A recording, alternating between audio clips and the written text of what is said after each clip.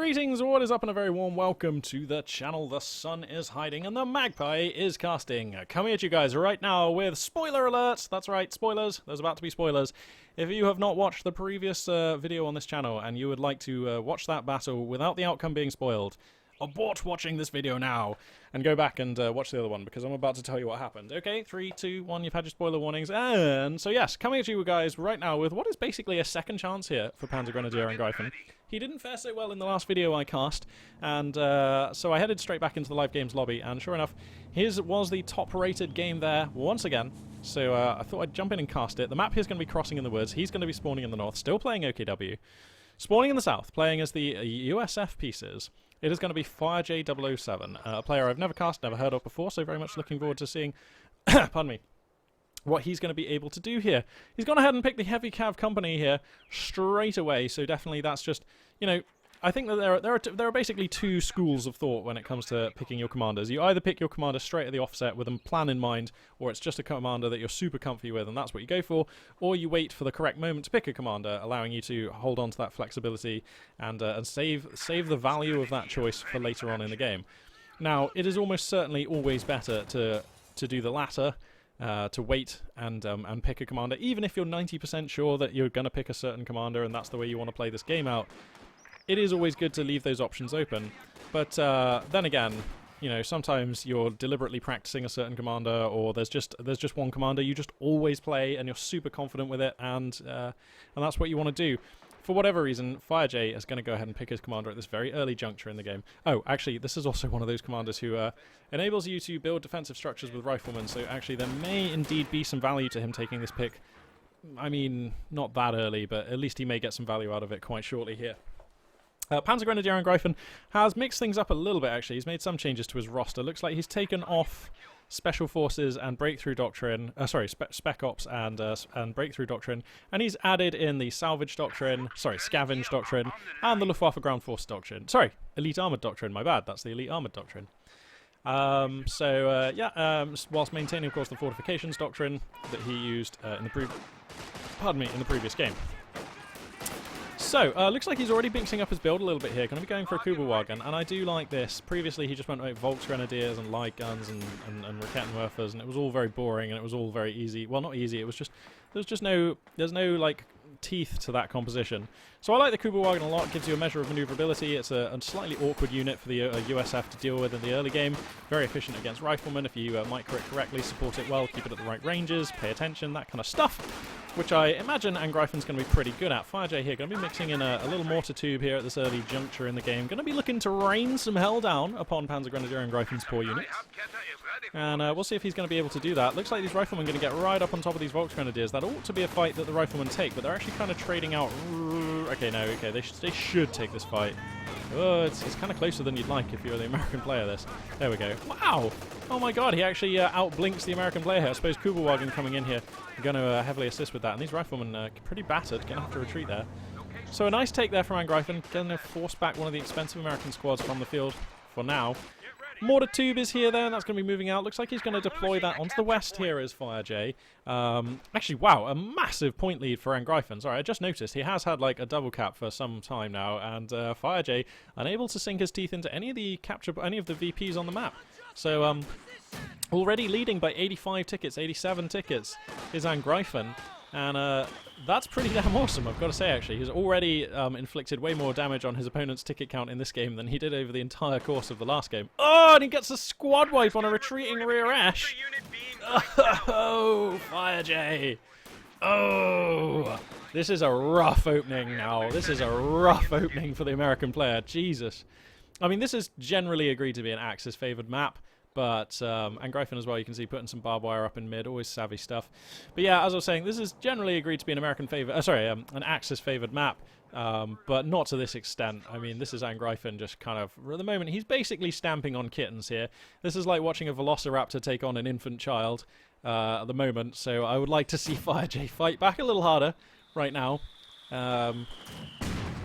So he's going to go for Lieutenant Tech. Lieutenant here, the powerful officer here for the American forces with the BAR duck. What is that thing? It's like a support gun, I suppose, like an infantry support weapon. Not exactly a machine gun. What is the designation of a BAR? It's not an assault rifle. It's like, yeah, it's like an infantry support weapon, I guess. There's got to be some military buff out there who's watching who can tell me what the technical classification of a BAR is. Because I'd be curious to know, actually. Anyway, what do we got here?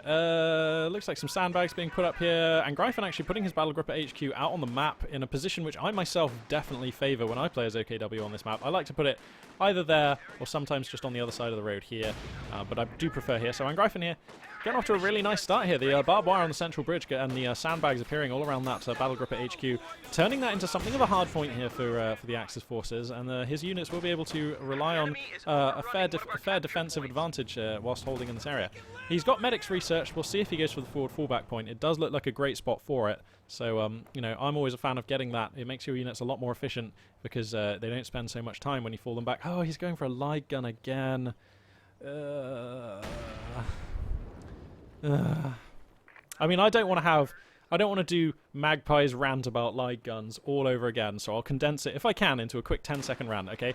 They're really expensive, they have a low rate of fire, their accuracy is really poor, and they pay for themselves really slowly, and because they cost more, that means that they vet up really, really, really slowly. Compare them to a GR-34 or Soviet PM-81 or pretty much any other basic mortar tube, like the American mortar tube, for example, and they're just kind of way worse. They're just awful, I hate them, and they're a necessary evil. Sometimes you have to buy them as the OKW player. I don't think in these circumstances PanzerGrenadierAngreifen does have to buy them. Although, you know, now that there's 50 cals on the field... Oh my god, a rifleman squad just went down somewhere for firejay. Dearie me. But I suppose now that the American player has invested in an MH2B, the 50 caliber machine gun, I suppose this light gun starts thinking a bit smarter. I mean, there's already a mortar tube on the field that he can counter with it. Whoa, what is this paint scheme on that ambulance? That is all kinds of awful. What is that? That is just a blue ambulance. Okay, whatever. Cool. That's what we're doing these days. So, okay. This game is just going terribly, though, for firejay. He's down at 329 under 500. We're not even at the 8-minute mark in this game. This is pretty rough for him. Going to be using the ambulance, of course, to heal his units. Got the tube set up right on the doorstep of his base, where it is taking shots here. Oh, that's a nice clustered target. Oh, he's firing at the retreating unit, though. But yeah, this fight not going so well for firejay. If I was Angreifen, I would just skip the Kubel on here. I mean, munitions are lovely, but killing your opponent is way lovelier, so I would take this VP here, because that would just apply the pressure so much harder to firejay, but that's beside the point. I think Angreifen here in a fantastic position. Look at the unit supply. It's like 38 over 29, which is a little bit artificial, to be honest, because the light guns, they cost 9 supply. Oh, I didn't mention that in my rundown of things that are awful about the light gun, but yeah, they cost freaking 9 supply. 9! Jesus. So anyway, that now means that basically, like, almost a fifth of PanzerGrenadierAngreifen's possible unit cap is in these light guns, and over a third of his present, you know, unit cap is in these light guns. So anyway, double lights. You know, I've as much as I hate them, I've probably built double lights in more games than most OKW players, because the one way of compensating for how crappy a light gun is to have 2 of them firing, because that way you will actually get some effective hits every so often, and certainly it makes them much more effective against structures, if that's the reason you got them. So anyway, yeah, these 2 light guns here, firing from a really safe position, really. I mean, the barbed wire here is just keeping the American player out at the moment, as Angreifen here going to swing left with a squad of Storm Pioneers and Volksgrenadiers. Like, that's a total of, what, 6 STGs? He just sledgehammers in here. Whoosh! Coming on in here, clearing out some more riflemen. The American mortar tube doing its best here to force the light guns back. And that it is kind of doing. So we'll have to see if Angreifen elects to return fire with the light guns or continue firing elsewhere when he sees the position of that. Looks like Ranger is going to be moved out onto the field here for the American player. He does have enough muni for the Tommies, and in fact he has taken them. So 4 Thompson submachine guns will be appearing. And that will give this squad some serious teeth. You know, Rangers with the Tommy guns, everybody knows, no joke. You know, they're pretty good units. Grenade here is going to hasten the fall back on these Storm Pioneers, so firejay actually able to start forcing back a couple of the Axis squads here. Oh, the light gun's actually getting some decent hits here. This 50 cal getting down to just under half health on account of the indirect fire pieces from the Axis side here. But I mean, look at the map. That's a triple cap, both fuel points, both muni points under Axis control. Look at this resource discrepancy. Plus 58 and plus 36 munitions and fuel respectively for the Axis forces. Whereas firejay here only has plus 21 and plus 13. So he's being outdone by a factor of like 2 on the muni and 3 on the fuel, more or less, give or take. and that's never where you want to be. Not to mention the fact that he finds himself now 240 VPs behind the Axis player. So Angreifen, undoubtedly here, having a much better game. A couple of small mistakes here from firejay, of course, contributing to that. You know, just overextending with a one rifleman squad and getting a bit unlucky with the rear Ash squad, which was also kind of overextended. You know, these are the things that do make a big difference, because then you lose squads and then you're way behind in the mid game, which we're just kind of now getting into.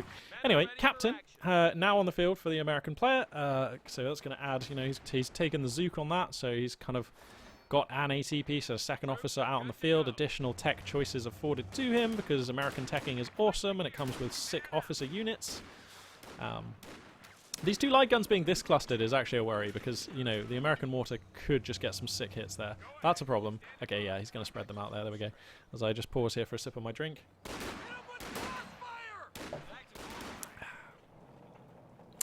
So Schwerpanzer HQ coming up now for Angreifen. Gets it deployed in a pretty good position, I guess. Going to be securing the middle VP with that. It's definitely in range of that. And kind of probably in range of a little bit of this Muni point over here. Just adding to the hard point that is center map right now for Angreifen. And that's all savvy stuff. That makes a lot of sense. I totally get doing that. I like it. I like it a lot. And, you know, so far, I don't want to speak too soon, but this game looking pretty breezy here for Angreifen. Here come those Rangers, though, with the Tommies. They're the Tommy guns. They're going to come forwards. Push back these Axis units here. Grenade comes down. Is Angreifen paying attention? He is paying attention. The fallback comes down in a timely manner, and he's going to exfiltrate both of his squads alive there. And that sound of the flat gun is the first that firejay is going to know about his opponent's tech choices and the coverage on that Schwerpanzer HQ. With heavy dom of that flat gun. Got to be mulching some of his infantry and, of course, forcing them back. No way you can stay and fight with infantry under the arc of that ferocious tech structure for the Axis players. And, of course, for the OKW players, I should say. And, of course, one of the cool things about OKW teching, you know, the Americans may get sick free units, but the OKW gets some sick free, you know, stuff on their buildings, like, I don't know, medics, which aren't really free, I suppose, and a gun on this building. So, you know, swings and roundabouts, innit? You pays your money, you takes your choice. So, okay, firejay, in crucial and game important news, has managed to take a VP. That's awesome. He's now bleeding out. He's now bleeding out at 1 ticket per tick instead of 3. So that's, you know, that's his #1 priority. He also manages to grab this fuel point here, which is pretty cool. The captain exchanging fire with a couple of storm pioneers in that building over there. So that's good work. Oh my goodness me, the light guns could be getting a kill here. Nope. Nope, the 50 cal will be able to get out of there. These Rangers running into the Schwerpanzer HQ once again. And we're going to be able to see Angreifen's fuel choice here momentarily, I would have thought. He's up on 144 fuel. And I guess he's going for Panzer IV. Panzer IV seems to be like a sensible choice. He knows his opponent's quite fuel-starved. He knows it's going to be a while before his opponent can get any real fuel units, so a Panzer IV would be a sensible choice. I think firejay, cognizant of this, has gone for a couple of M1 anti-tank guns in anticipation of a Panzer IV, or indeed some kind of fuel choice out of Angreifen. And it is because of this that I hope Angreifen scouts of course, actually, the M1s can also siege down this Schwerpanzer HQ. But I really do hope that firejay... that Angreifen is able to scout these AT guns so that he doesn't go for a Panzer IV, because a Panzer IV is just like super countered by them, whereas a Panther or like, I don't know, something else with your fuel doesn't do so badly. Gets some damage onto the Schwerpanzer HQ with the M1 there, does firejay, but it's not going to be enough, and that M1 is now going to be forced back by these Volksgrenadiers. Actually, it is in danger of being taken out here. Yeah, it'll be taken out there. That's a bit of a shame for the American player. He should be able to retrieve his hardware here, but that's still an inconvenient loss there, losing that squad and having to recrew it. We're at 200 points. And as you just heard the announcer state, firejay finds himself at 200 points. And we're not quite at the 15-minute mark in this game. That tells you what sort of a game it's been for him. Oh no, now the light gun's going to put down fire on this M1. A sensible choice there from Angreifen. Already chalked off one member of the crew, looking to get the others. Just a slightly awkward game here from firejay, who does actually have considerable amounts of fuel and resources. He could go for major tech here, or... I mean, what do you do? I mean, I think if you go heavy cav company, you probably weren't planning on going major tech. Probably just planning on waiting for that Pershing to bail you out. So I guess he could go for a Stuart. That doesn't actually look terrible right now. If you look at the top left, actually, yeah, Angreifen has a bit of an anti-tank weakness here in his army. There is nothing... I mean, a Stuart would be pretty devastating right now.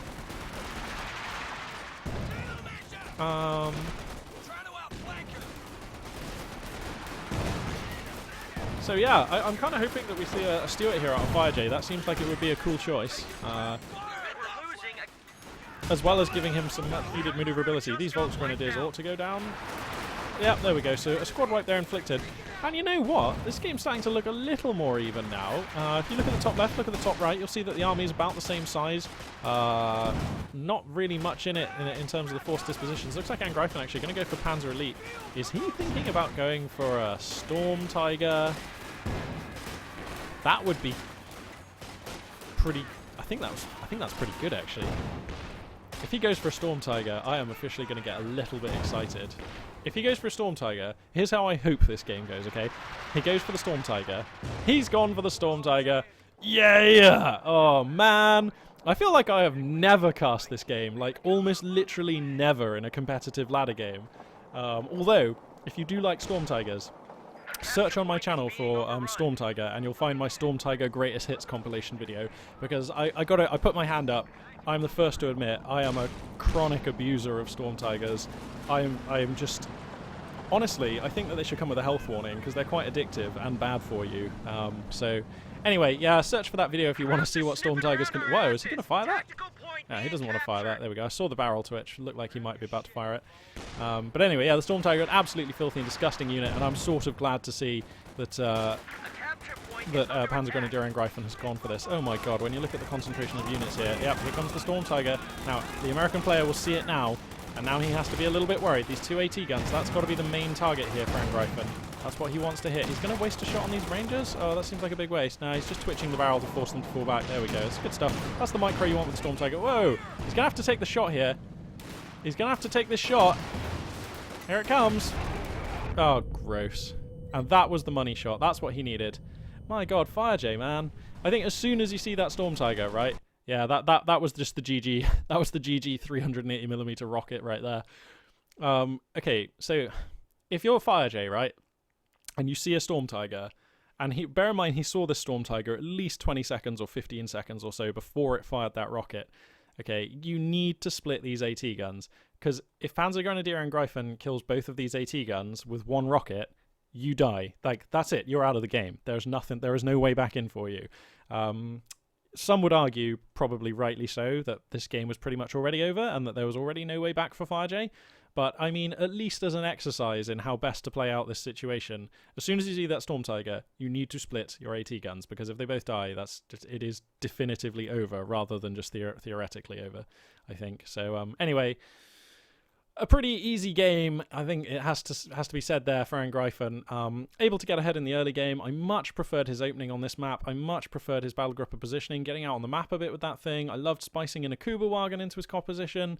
I have to say, I think I liked just a lot more things about the way Angreifen played this game.